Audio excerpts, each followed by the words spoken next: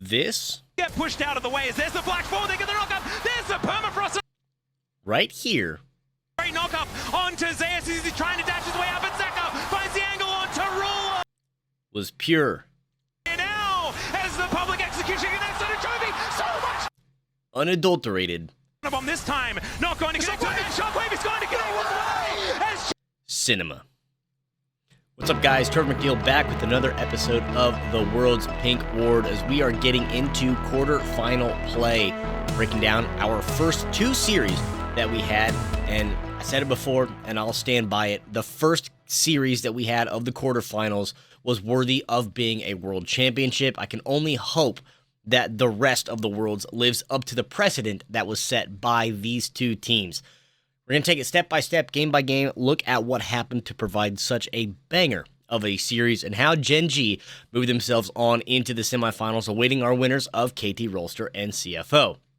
Now, in our first game, we got to see a Pantheon support pick that may have been a strategic choice to take it away from the Fearless draft pool, adding in a good form of CC to chain with the rest of the team that HLE had. It was a close back-and-forth tango for the opening minutes, and finally at the 14-minute mark, GenG would take advantage of a misstep, winning the fight near Rift Herald and giving them a 2,000 gold lead. A few minutes later, a questionable choice of macro, HLE got a kill onto Keen, but was traded out for Tier 1 and Tier 2 mid towers. GenG would then vacate the Rift as Chovy gets picked off as Otacon spawned across the map. Duro would step up soon on his Nico, and the combo of the ult lockdown plus the AoE damage would give GenG advantage back for the time being. But as they would reset, HLE would sneak onto Baron, and most of them would stay alive to be able to utilize the advantage that they would get from that. Thinking maybe that's their opportunity to pull ahead, and with Viper giving them a worthy fight around the Drake, Duro finds another fantastic engage that results in an even trade for both sides, losing 3 players. And as the setup for the next Baron progressed, Zeus would get caught out, GenG's counter-engage would just roll HLE over as they would push into the base to take game number 1 in a very bloodthirsty affair. And this is the point where I cashed out for the night. I went to bed, said I'll watch the rest of this series in the next day because, well, frankly, I just didn't want to be up at 4 o'clock in the morning. It's also why we're producing these videos. And kind of thankful that I did. I did not have another 18 innings inside of me. Game 2... the only thing to note out of this one is that Ruler had Gathering Storm on Varus, and that's a very important note to have because this game was 60 minutes long. Every single event that happened in this game was virtually an even trade back and forth on both sides, with kills being answered with objectives, objectives being answered with kills, and then nothing being answered with nothing. It was just a very dangerous fine line that everyone was walking at all times. Vision was a huge component in this game, supports constantly backing to refill their ward stones to then retake the Vision advantage, clear out the wards, rinse and repeat, do that for 2 to 3 minutes at a time. At the 27-minute mark, there was a window of thought where a fight would break out around Baron, but instead it transferred over to the west side jungle where the fight would ensue around blue buff, and you think, okay, maybe this is the opportunity now where the game's going to start to tip the scales, but instead it would flow around where GenG gets the Baron, and then after that, my honest-to-God notes of the game from 30 to 38 minutes are question marks and what the fuck is going on in this pure cinematic montage. Delight would continue to hit massive poppy ults and give them numbers and tactical advantages in their fights, and there was a very real threat that HLE was about to end the game at the 43-minute mark. But Chovy hits a massive shockwave to get 2 kills and stave off any chance that they had at ending the game at that point. 10 minutes later, after a 3-minute dance around Elder and buying and clearing 28 more wards, Zika would be the lone fatality as GenG would get that objective and try to set up their push to end. If not for Keen getting caught, HLE made the read, they got it right, was waiting for the split to set up, they catch Keen out. Fortunately for GenG, Duro is a god, gets a huge hook engage onto Peanut. A pair of kills secured was just enough for them to push down mid, albeit with some push back from the HLE side, but they were able to take down the infrastructure and take the second game of the series, putting them up 2-0. Now, if you thought that was a game worth watching, you were absolutely right. And Game 3 was a chance for you to take a mental break, because it was not nearly what that game was. HLE won this game in Game 3 before we even loaded onto the Rift, in my opinion. Ruler was the only genuine source of damage that GenG had to offer, and I guess at some point in the game he just forgot that, because I don't know how many times we saw fights occurring or setups occurring with Ruler on the other side of the map with realistically only his ultimate being able to get him into the fight, but he's still too far out, and by the time he could get there, the fight's already lost. It's over, said and done. This was a quick steamroll by HLE. GenG never really stood a fair chance, with Dragon Soul being taken at 28 minutes.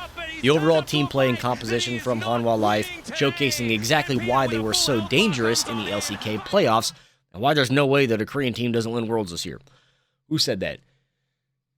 Fast forward to game number 4. GenG up 2-1 in the series. The draft was insane and promising for both teams. They both had their own offers to give. The only problem that existed out of the draft phase was that Canyon was on Nidalee, and he's virtually unbeatable on that champion.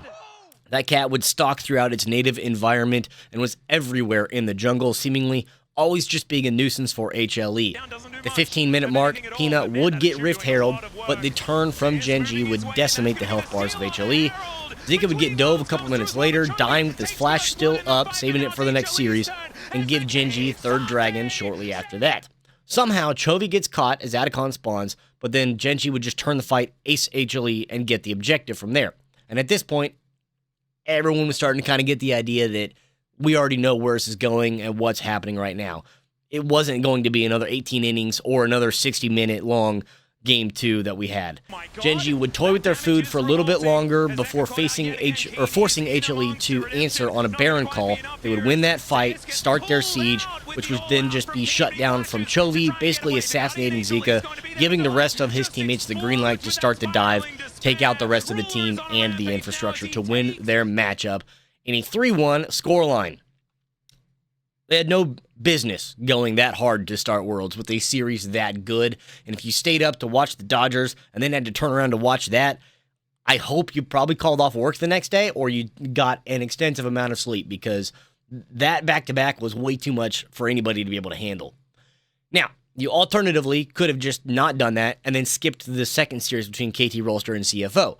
KT, who went 3-0 in Swiss stages, drew the LCP representatives for their first-round matchup.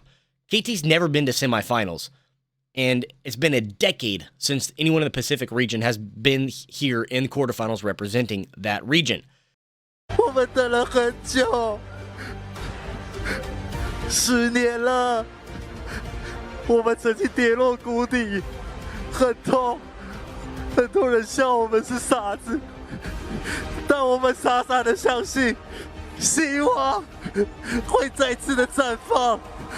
CFO， 中信飞姆利，我们的英雄，带我们再次看到希望的光芒。 Both teams looking to make history in this series, hungry for their legacy. Our first game started with KT stifling CFO, bullying him around the map, off of the early objectives, and really out of their lanes. The first blood would come around a Scuttle Crab skirmish, and in the course of the next 5 to 7 minutes, it would increase their lead enough to a point where they would fight for the take on the second dragon, get that as well, and then claim the lives of CFO immediately after. And that was basically the story of the entire game. If there was an objective, KT would be either in position first, or if CFO was there, KT would just roll in, kick the door down, shoot first, ask questions later. And the glimmer of hope came when Peter would get caught out by an innocent, totally not a trap ward in Baron Pit, and Doggo's aggressive playstyle would exchange the kills, get a massive shutdown payment at least, in exchange for his own life. Unfortunately, the loan would not be enough to buy them any more time, as a fight would break out with BDD got picked, but Perfect and Cuz would just dive onto Doggo to get that kill and eventually take the game with it. Game number 2 saw a glimmer of hope again in CFO that they would make it to the late game. And if they did, they really wouldn't have many problems winning that outright, so long as they just didn't get stomped out early. KT, though, on the other side, had a really solid team fighting composition, and they would use that one accordingly. In the first 5 minutes of the game, KT would suffocate the stream of money on CFO, freezing the waves, getting a kill onto HongQ early, and really not allowing GenG to get any sort of advantage to kickstart the roster. Peter would be the one all over the map to threaten the health and well-being of the Oysters, and from his efforts, those kills and objectives that KT would secure really would open up the map, and then we saw objective bounties spawn at the 15-minute mark for CFO. That's a sign the game's not going great. By 21 minutes, KT's lead had expanded to 8,000, and on desperation attempts to engage around Dragon, CFO would fall flat and then fall dead as KT wins that fight, walks it down mid to win a very quick 24-minute game to take a 2-0 lead. At this point, the series kind of going where everyone would expect. Not really sure or what we were thinking we could see from KT Rolster, obviously winning their 3-0 series.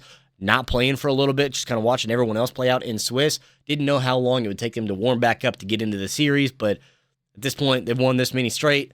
Not really a question mark as to how they're going to fare. Our third game was more interesting in the drafts, at least, with CFO having pretty good range and pick ability, but they also had a massive amount of poke to deal with from the KT side, picking Zoe and Ziggs. Now, just shy of 10 minutes in, HongQ would get put to Honk Shu as he got caught sleeping in the shop, put to sleep literally, and then put to sleep metaphorically. GenG would finally get the engage and advantage that he had been looking for the entire series, but at the point to get the team up 2 kills, they were already in that gold deficit.